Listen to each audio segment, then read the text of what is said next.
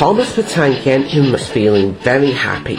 His new coat shone in the sun, he was right on time, and all around its branch line the countryside seemed prettier than ever before. One day, Thomas the Tank Engine stopped to the station. Percy was there. "Beep, beep! Good morning, Percy," he whistled. "I am a really useful engine, and my branch line is a pride of the line, wouldn't you agree?" Yes, Thomas, of course, but, But what, Percy? Think with it. Come on. well, one of our friends have become a hero this morning. Who? Where? Exclaimed Thomas anxiously. It's Brian, silly. He's a hero. He had rescued Lady Hat's cat from a tree with his train of pillows. When? Oh, this morning. And Percy hurried away to collect the mail from the next station. Thomas was worried. "Surely that can't be worth celebrating for a hero," he huffed, and he raced off to find Brian. When he arrived at the next station, his friends Edward, Henry and Emily were there. So was Brian. He was telling them how he had rescued a cat. "And so the cat jumped down from a tree and landed into my truck full of pillows." Everyone cheered and raved. I was very proud. I felt like I was a really useful engine. The other engines were very impressed. They were all pleased with Brian. You sound like you're a hero, said Emily. And that makes you sound as if you are a very brave engine. Well done, Brian. That made Thomas begin to feel jealous of Brian all over again. "What about me?" he protested. "I'm brave too." "Oh, of course you are, Thomas," said Emily. "Hooray, Thomas!" cheered Annie. "You're our hero," cheered Clarabelle. That made Thomas feel a lot better, but not for long. Just then the Fat Controller arrived. "Thomas, I want you to go to the goods yard at Mayfreight and connect an important goods train full of cheese, milk, fish and food. They need to go to the Mountain Village station. It's market day, you know." "But sir, who's going to look after Annie and Clarabelle?" said Thomas. "Don't worry about that. Brian will do your work." Brian was very happy. "Oh, thank you, sir," he reached happily. He couldn't wait to go on Thomas's branch line for the first time. "But sir, I just finished my first trip of the day. Can't Brian do it instead? He hasn't had much work to do all day anyway." "Really useful engines don't argue, Thomas."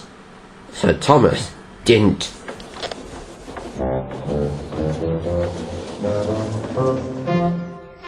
When Thomas arrived at the yard, he coupled up to his train of trucks. Peter was there.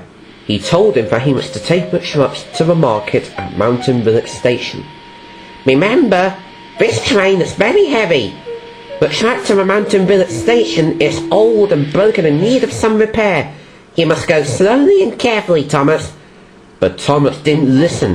He watched Brian puffing past, pulling Annie and Clarabelle. Scruffy and the truck saw their chance for a tease. "Oh, look, everyone," laughed Scruffy. "Thomas is pulling trucks full of change. He is not in this branch line today."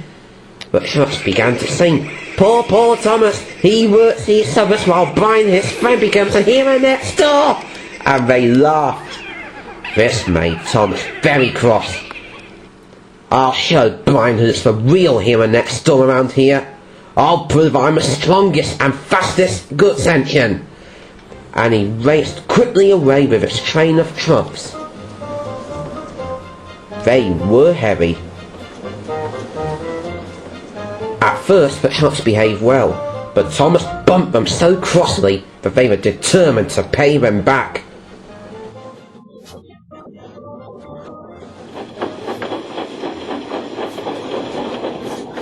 Thomas was beginning to puff over Gorton's Hill.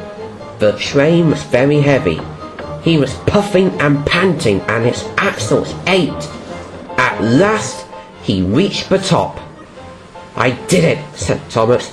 We're stopping, he called. No, grunted the trucks, bumping into each other. Go on! Before Thomas's driver could stop them, they had pushed Thomas down the hill and were rattling and laughing behind. Poor Thomas tried hard to stop them from making him go too fast, but he was out of control. Stop pushing, he hissed. But the trucks took no notice. Go on, they giggled in their silly way, and he went faster and faster, and went past the station where Gordon was waiting. Blistering boilers, said Gordon.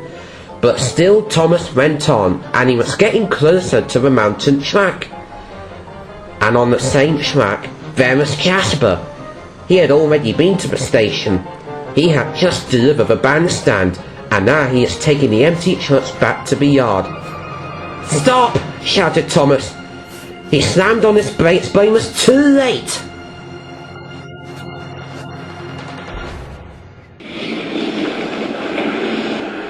Thomas crashed into the trucks, and they all came off the tracks.